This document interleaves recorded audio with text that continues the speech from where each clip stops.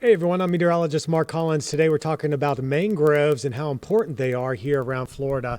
In fact, they're nearly as synonymous as with the sago palms here in our area. They're really limited though in Central and South Florida. I grew up with so many of them in my backyard.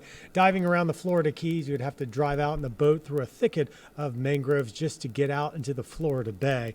But here in North Florida, they're actually increasing as the climate warms. They're spreading a little bit further north, and that's good news because they actually help to take the impact out of hurricanes by mitigating the storm surge.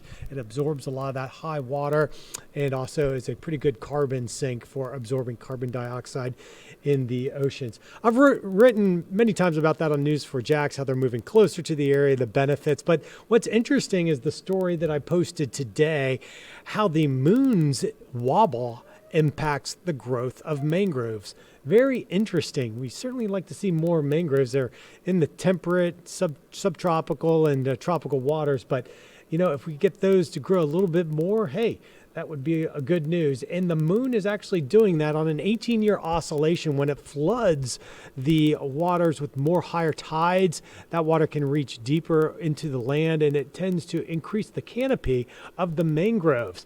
Now, this happens on an 18-year cycle, but there's also every 9.5 years or so, the water levels are a little lower than normal. So the researchers kind of linked the frequencies of this, and they found out that in Australia, it has a big impact based on the correlations to the moon wobble. So kind of out of this world to think about how much impact the moon has on our area here, and especially with something as simple and as common as a mangrove tree.